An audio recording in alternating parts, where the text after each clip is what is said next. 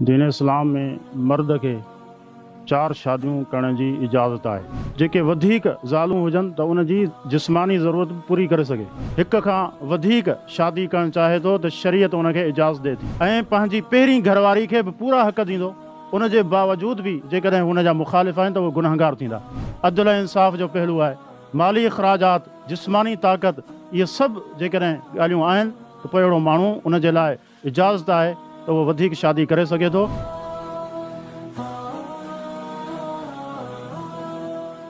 हाँ साईं अब्दुल समद साहब अरसलान रानीपुर का व्हाट्सएप ते ये सवाल कन था त आउं पंहिंजे ज़रूरतनि मुताबिक़ ॿी शादी करणु चाहियां थो, पर मुंहिंजी घरवारी ऐं मुंहिंजा माइट मुंहिंजा वेरी दुश्मन थी वेठा आहिनि, त मूंखे छा करणु खपे इस्लाम जी रोशनी में? अल्हम्दुलिल्लाह रब्बिल आलमीन व सल्लल्लाहु वसल्लम व बारक अला अब्दिही व रसूलिही नबीना मुहम्मद व अला आलिही व सहबिही अजमईन, अम्मा बाद।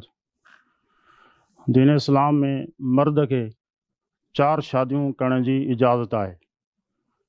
कुरान करीम में अल्लाह रब्बुल इज़्ज़त इरशाद फरमायो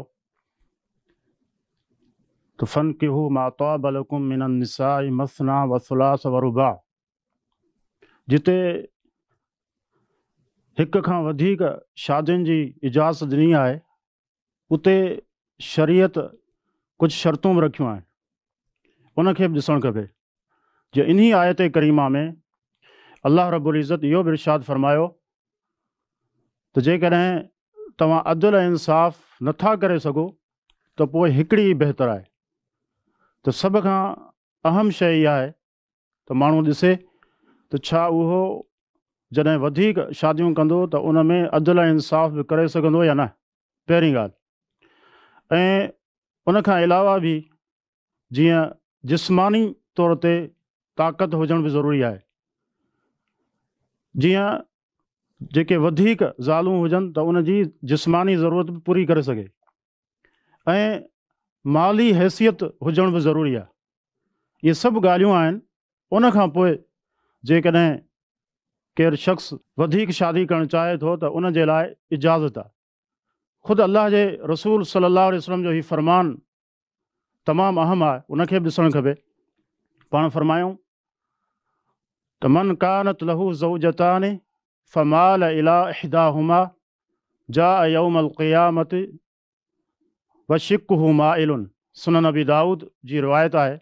पाण फरमाइनि था त जंहिं शख़्स जूं 2 ज़ालूं हुयूं ऐं हूअ उन्हनि मज़ा कंहिं हिकिड़ी ॾांहुं झुकी वियो, माइल थी वियो, इंसाफ़ कोन करे सघियो, क़यामत जे ॾींहुं अल्लाह रब्बुल इज़्ज़त वटि जॾहिं उहो पेश थींदो त उनजी हालत छा हूंदी? त उनजो हिकिड़ो पासो बेसाहो हूंदो, फालिज जीअं कंहिं माण्हू खे थी वञे, उनजे जिस्म जो हिकिड़ो हिसो बिल्कुलु बेकार थी वञे थो। इहा निशानी ऐं अलामत हूंदी त हिन माण्हू पंहिंजनि ज़ालनि में अदल ऐं इंसाफ़ कोन कयो। रसूल अकरम सल्लल्लाहु अलैहि वसल्लम अल्लाह खां हमेशह इहा दुआ घुरंदा हुया त इलाहुल आलमीन ज़ाहिरी जेका तक़सीम आहे, हाज़ा क़स्मी, हीअ मुंहिंजी तक़सीम आहे, फ़ीमा अमलिक, जंहिंजो आउं मालिक आहियां, वला तो आख़िज़नी फ़ीमा तमलिक वला अमलिक, मुंहिंजो मुआख़ज़ो उन शइ ते न कजां जंहिंजो मालिक तूं आहीं, आउं न आहियां। इन जो मतिलबु छा आहे त दिली मोहबत कंहिं हिकिड़ी सां वधीक थी सघे थी, पर बाक़ी जेके ॿिया मामलात आहिनि उन में अदल ऐं इंसाफ़ करिणो आहे। त हीअ आहिनि सभई शराइत।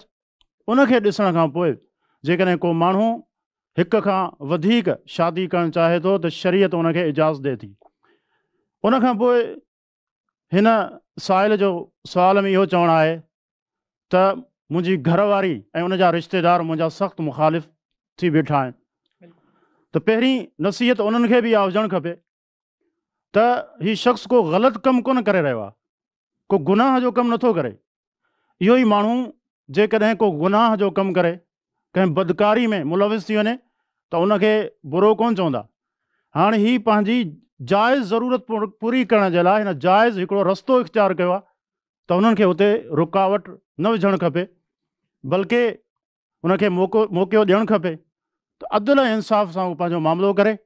जेकॾहिं इहो माण्हू उन में सभई शर्तूं मौजूदु आहिनि, पोइ उहो शादी करणु चाहे थो ऐं पंहिंजी पहिरीं घरवारी खे बि पूरा हक़ ॾींदो उन जे बावजूदु बि जेकॾहिं हुन जा मुख़ालिफ़ आहिनि त उहे गुनहगार थींदा। त हीअ आहे इन गुफ़्तगू जो ख़ुलासो।